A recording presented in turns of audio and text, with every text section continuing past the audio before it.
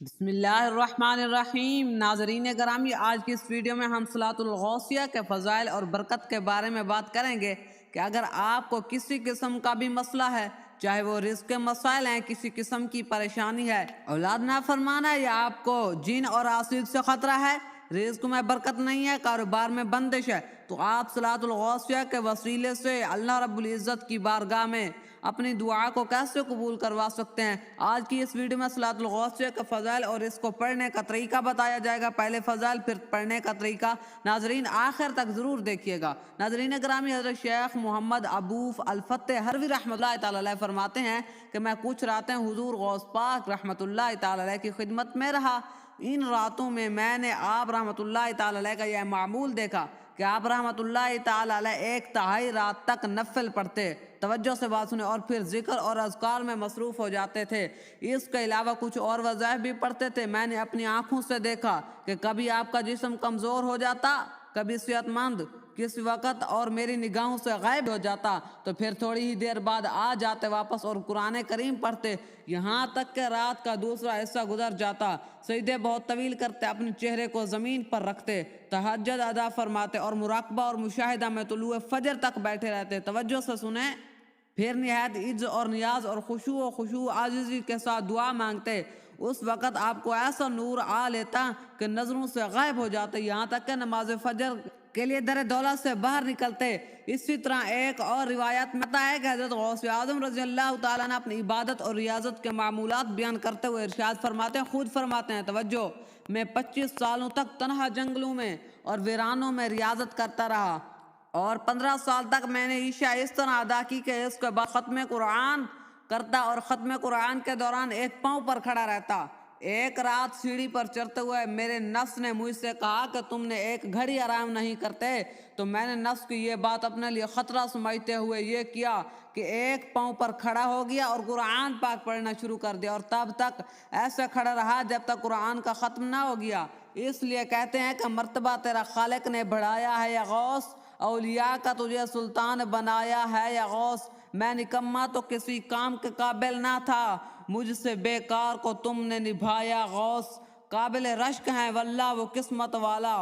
تو نے کتا جسے اپنا بنایا یا غوث، آفتوں میں ہوں گرفتار مدد کو آؤ، دنیا کے غموں نے ستایا ہے یا غوث۔ ناظرین گرامی، آپ چلتے ہیں صلاۃ الغوثیہ کا فضائل اور برکت کی طرف۔ آپ نے صلاۃ الغوثیہ کو پڑھنا کیسے ہے؟ ناظرین گرامی، میں آپ کو نیت کرنا سکھاتا ہوں، اس کو ذرا توجہ سے سنیے گا۔ نیت کچھ اس طرح کرنی ہے کہ نیت کرتا ہوں میں یا نیت کرتی ہوں میں، 2 رکعت نفل نماز صلاۃ الاسرار، واسطے اللہ تعالیٰ کے منہ میرا کعبۃ اللہ شریف کی جانب، وقت بعد نماز مغرب، اللہ اکبر، اور اسے پڑھنا بھی نماز مغرب کے بعد ہی ہے۔ ناظرین گرامی، اس نفلی نماز کو بے شمار مرتبہ پڑھنے کے بعد میں اس نماز کی تعریف میں اس قدر بھی کہوں تو کافی ہوگا کہ الحمدللہ عز وجل میں نے یہ نماز زندگی میں اگر بالفرض 500 مرتبہ بھی ادا کی ہے تو ایک مرتبہ بھی ایسا موقع نہیں آیا کہ مجھے ناکامی کا منہ دیکھنا پڑا ہو۔ اس لیے میرے پاس جب بھی کوئی مبتلا مصیبت آتا ہے تب میں اسے بھی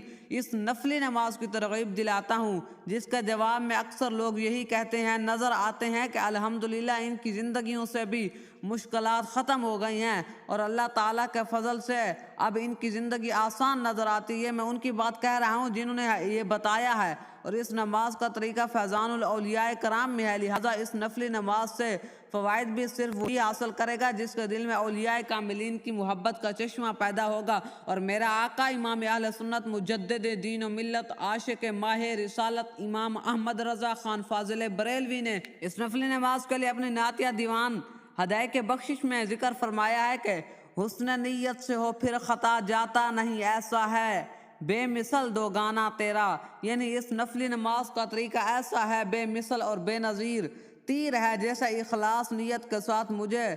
پڑھا جائے تو اس کا نشانہ کبھی بھی نہیں چکتا، ہمیشہ نشانے پر لگتا ہے اور پڑھنے والا ہمیشہ ہی بامراد لوٹتا ہے۔ سبحان اللہ، با ادب با نصیب، بے ادب اور بے نصیب۔ ناظرین گرامی، حضور سیدنا غوث اعظم شیخ عبد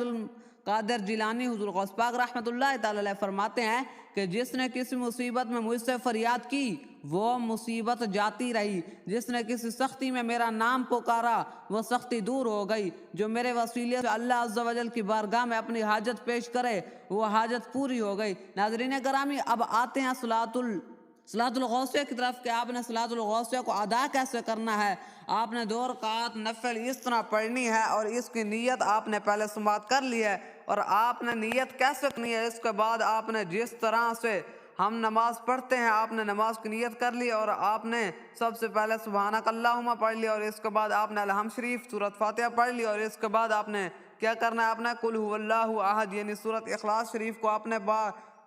11 بار پڑھنا ہے سورۃ اخلاص کو، اور اس کے بعد دوسری رکعت میں بھی آپ نے سورۃ اخلاص کو 11 مرتبہ پڑھنا ہے، اور سلام پھیرنے کے بعد حضور نبی کریم صلی اللہ علیہ وسلم پر درود و سلام بھیجنا ہے۔ پھر آپ نے بغداد شریف کی طرف 11 قدم چلنا ہے، اور 11ویں والے پیر یا شیخ عبد القادر جیلانی المدد ہر قدم پر آپ نے یہ الفاظ پڑھنے ہیں، اور آپ نے اپنی حاجت بیان کرنی ہے۔ انشاءاللہ تعالی آپ کی ہر حاجت قبول ہوگی۔ ناظرین گرامی، آپ لوگوں میں سے کافی لوگوں کے یہ سوال بھی ہوتے ہیں کہ بغداد شریف کی سمت ہم نے کیسے معلوم کرنی ہے۔ یہاں پر ہم ذکر کرتے چلیں کہ پاک و ہند سے بغداد شریف سے سمت شمال مغرب کی طرح تقریباً درمیان میں ہے، یعنی جب کعبہ شریف کی طرف منہ کا یعنی قبلہ رخ منہ کر کے کھڑے ہوں گے تو دائیں جانب شمال ہے اور خود قبلہ شریف جانب مغرب ہے۔ آخر میں ہم دعا کرتے ہیں کہ اللہ تعالی حضور غوث اعظم پاک شیخ عبد القادر جیلانی رحمۃ اللہ تعالی علیہ کے صدقے ہمارے تمام کاموں میں آسانیاں عطا فرمائے، اور حضور غوث پاک کے وسیلے سے اللہ تبارک و تعالی ہمارے رزق مال جان عزت آبرو میں برکت عطا فرمائے، اور اللہ تعالی ہر کسی کی نیک دلی خواہشات بھی پوری فرمائے۔ تو ایک واقعہ سماعت فرمائے کہ ایک مرتبہ حضرت امام شافعی رحمۃ اللہ تعالی علیہ نے حضرت امام احمد بن حنبل کو خط لکھا کہ بہت عرصہ ہوا آپ تشریف نہیں لائے، آپ سے ملاقات کو جی چاہتا ہے۔ حضرت امام شافعی رحمۃ اللہ تعالی علیہ استاد ہیں اور حضرت امام احمد بن حنبل ان کے شاگرد ہیں۔ حضرت امام شافعی کا قیام مصر میں تھا، اس لیے وہاں شفافے زیادہ ہیں۔ جواب میں حضرت امام احمد بن حنبل نے فوراً اپنا پروگرام لکھ کر بھیج دیا کہ فلاں دن فلاں تاریخ کو آپ کی خدمت میں مصر میں حاضر ہو رہا ہوں۔ حضرت امام شافعی نے اپنے گھر والوں کو اپنے ملنے جلنے والوں کو اور دوست احباب دوسرے علماء کو ان کے آنے کی اطلاع دی، ان کی دعوت اور ان کے استقبال کا خصوصی اہتمام کیا۔ لوگوں سے بتایا کہ اگرچہ وہ میرے شاگرد ہیں مگر وہ ایک بڑے امام ہیں، اللہ تعالیٰ نے ان کو بڑا مرتبہ عطا فرمایا۔ چنانچہ جس دن ان کو پہنچنا تھا اس دن حضرت امام شافعی اپنے شاگرد اور دوسرے علماء کو لے کر ان کے استقبال کے شہر سے باہر تشریف لے گئے۔ اس وقت مصر کے جو بادشاہ تھے وہ بھی حضرت امام شافعی کے معتقد تھے، وہ بھی امام صاحب کے ساتھ استقبال کے لیے چلے آئے۔ اب دیکھیں امام صاحب کا استقبال کون کر رہے ہیں؟ بادشاہ، اگرچہ دنیا کا بادشاہ بھی ہیں، اور پھر بادشاہ کا ساتھ ان کے ارکان دولت وزراء عمراء بھی آ گئے۔ وقت مقررہ پر امام احمد بن حنبل پہنچ گئے۔ حضرت امام شافعی نے ان کا بڑا شاندار استقبال فرمایا اور پھر عزت و احترام کے ساتھ ان کو گھر پہنچایا اور ان کے لیے بہترین کھانے کا انتظام کیا۔ اس زمانے میں عام طور پر اولیاء اللہ اور بزرگوں کی یہ شان تھی کہ وہ کھانا بہت کم کھایا کرتے تھے۔ اب سنیے کہ اب پوری رات اللہ تعالیٰ کی عبادت کیا کرتے تھے، اگر پیٹ بھر جائے تو عبادت نہیں ہوتی۔ جب حضرت امام احمد بن حنبل کھانا کھانے بیٹھے تو دیر تک اس طرح کھانا کھاتے رہے جیسے کئی روز کے بھوکے ہیں۔ باقی لوگ کھانا کھا کر اٹھ گئے مگر وہ کھاتے رہے۔ لوگ بہت متعجب ہوئے کہ حضرت امام شافعی نے تو ان کی تعریف کی تھی کہ یہ اللہ والے اور بزرگ انسان ہیں، مگر یہ تو خوب پیٹ بھر کر کھانا کھا رہے ہیں۔ لوگوں میں اور گھر والوں میں ان کے بارے میں اگرچہ میں گوئیاں ہونے لگی لیکن کوئی کچھ نہ بولا۔ پھر جس کمرے میں حضرت امام احمد بن حنبل رحمۃ اللہ تعالی علیہ کے لیے رات کے وقت آرام کرنے کا انتظام کیا گیا تھا اس کمرے میں بچھا دیا۔ اس کمرے میں حضرت امام شافعی کی بچیوں نے ایک مصلی بچھا دیا، مسواک بھی رکھ دیا، استنجے کے لیے ڈھیلے اور پانی بھی رکھ دیا، وضو کے لیے لوٹا بھر کر پانی رکھ دیا جب تک وہ رات کو تہجد کے لیے تاکہ اٹھیں تو انہیں کسی قسم کی کوئی پریشانی نہ ہو۔ اس زمانے میں رات کو تہجد کے لیے اٹھنا ایک عام معمول تھا۔ اللہ تعالیٰ بچا آج کل کے ہمارے زمانے میں یہ افسوسناک ماحول ہو گیا ہے کہ صبح 8 بجے اور 9 بجے اٹھنا ہمارا معمول بن چکا ہے۔ اس زمانے میں تو عام لوگ بھی تہجد کی نماز پڑھا کرتے تھے اور قیام اللیل ہوا کرتے تھے، اور جو علماء اور صلحاء تھے وہ تو رات کے وقت عبادت کیا ہی کرتے تھے۔ اللہ تعالیٰ ہم سب کو بھی تہجد پڑھنے کی توفیق عطا فرمائے، آمین ثم آمین۔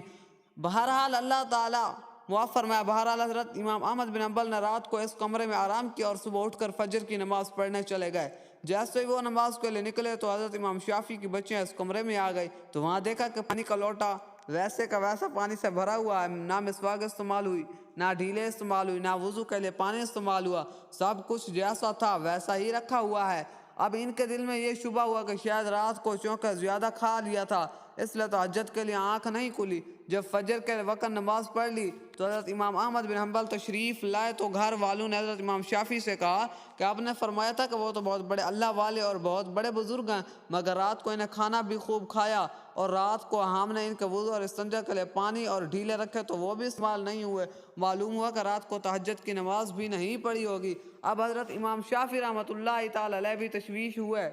اور سوچنے لگے، لہٰذا انہوں نے حضرت امام احمد بن حنبل کو بلایا اور تنہائی میں لے جا کر ان سے پوچھا کہ اس طرح کی باتیں سننے میں آ رہی ہیں کہ آپ نے کھانا بھی غیر معمولی طور پر کچھ کھایا، زیادہ کھایا، اور جس کمرے میں آپ کے لیے سونے کا انتظام کیا گیا تھا اس کمرے میں آخری شب میں استعمال کے لیے جو چیزیں رکھی گئی تھی وہ بھی استعمال نہیں ہوئی، تو کیا بات ہوئی ہے؟ آپ نے تو پہلے ایسے نہیں تھے، کیا یہاں سے جانے کے بعد آپ مزاج میں کچھ تبدیلی لے کر آئے ہیں؟ حضرت امام احمد بن حنبل نے خوبصورت جواب دے فرمایا کہ حضرت میرے بارے میں جو باتیں ہو رہی ہیں وہ درست نہیں ہیں، بلکہ بات کچھ اور ہے۔ بات دراصل یہ ہے کہ میں جس وقت کھانا کھانے کے لیے آپ کے دسترخوان پر پہنچا، جس وقت میں نے اس کمرے میں قدم رکھا تو میں نے دیکھا کہ اس کھانے کے حلال اور طیب ہونے کی وجہ سے وہ کمرہ نور سے چمکا اور چاند کی طرح چمک رہا ہے، اور یہ دیکھا کہ آسمان سے لے کر اس دسترخوان تک انوار کی بارش ہو رہی ہے۔ جب میں نے یہ صورتحال دیکھی تو میں نے سوچا کہ شاید اس سے زیادہ حلال اور طیب کھانا مجھے زندگی میں نہیں ملے گا، لہذا جتنی بھی زیادہ سے زیادہ اس کو کھایا جا سکا کھا لیا جائے، اس لیے اس کھانے کا ذرا ذرا ایمان کو اور دل کو روشن کرنے والا ہے، اس لیے مجھ سے جتنا زیادہ کھانا کھایا جا سکا تھا، اور میں نے یہ نہیں دیکھا کہ کون کتنا کھا رہا ہے اور کون میرے بارے میں کیا سوچ رہا ہے۔ جہاں تک مجھ میں کھانے کی فکر تھی میں کھاتا گیا، اور پھر حلال کھانے سے مجھے بدہضمی بھی نہیں ہوئی بلکہ سریع الہضم ہوتا رہا اور اندر جا کر جزوم اور بدن بن جاتا اور روح کو منور کرنے کا ذریعہ بن جاتا۔ الحمدللہ میں نے اس کا اثر محسوس کیا۔ کھانے کے بعد نہ تو مجھے بدہضمی ہوئی نہ ہی مجھ کو کوئی تکلیف ہوئی۔ پھر کھانے کے بعد عشاء کی نماز سے فارغ ہو کر جب میں اس کمرے میں پہنچا جہاں آپ نے میرے لیے آرام کا انتظام کیا تھا تو وہاں جا کر تو میری حالت ہی بدلی ہوئی تھی اور سونے کو آرام کرنے کو طبیعت ہی نہیں چاہ رہی تھی۔ اگرچہ میں لمبا سفر کر کے آیا تھا مگر اس کھانے میں اتنی غذائیت اور توانائی تھی کہ میری تھکن بھی ختم ہو گئی اور سستی بھی جاتی رہی، اور جب میں نے سونے کے لیے لیٹا تو مجھے نیند نہ آئی، لہٰذا میں لیٹا رہا اور لیٹے ہی لیٹے قرآن و حدیث میں غور کرتا رہا حتیٰ کہ پوری رات غور و فکر کرتے ہوئے گزار دی، اور اس رات میں نے قرآن و حدیث سے 100 مسائل مستحب کیا ہے، اخذ کیا ہے، اور وہ مسائل ایسے تھے جو اس سے پہلے کبھی میرے ذہن میں بھی نہیں آئے تھے اور نہ ہی ان کی طرف کبھی خیال کیا تھا، لیکن جب آج کی رات میں نے غور کیا تو مجھے ایسا محسوس ہوا قرآن و حدیث کے علوم اور اسرار میرے سامنے کھلے ہوئے ہیں۔ تمام مسائل کی تفصیل اور جوابات میرے ذہن میں آتے چلے گئے اور صبح تک میں مسائل استنباط کرتا رہا۔ اس حالت میں صبح ہو گئی۔ یہ سب آپ کو کھانے کا اثر تھا، آپ کے کھانے کا اثر تھا جو آپ نے کھلایا، جو رات بھر میں نے محسوس کیا۔ اس لیے تہجد کے وقت نہ تو لوٹا استعمال کرنے کی ضرورت پیش آئی، نہ مسواک کی ضرورت پیش آئی، اور وہی عشاء کا وضو میرے لیے فجر میں کام آیا۔ یہ سن کر حضرت امام شافعی رحمۃ اللہ تعالی علیہ نے پھر اپنے گھر والوں کو حقیقتیں بتائیں اور یہ باتیں کر رہے تھے کہ ان سے کہا کہ تم نے ان کی شان میں گستاخی کی ہے، لہٰذا ان سے معافی مانگ لو۔ ان کا تو یہ حال ہے۔ امام احمد بن حنبل کی رات بھر جاگنے کا حیرت انگیز وجہ یہ تھی۔ تو کیسا لگا آپ کو ویڈیو؟ اگر ویڈیو پسند آئی ہو تو ویڈیو کو لائک کیجیے گا، چینل کو سبسکرائب کیجیے گا اور اپنے دوستوں تک بھی شیئر کیجیے گا۔ جزاک اللہ۔ اللہ حافظ۔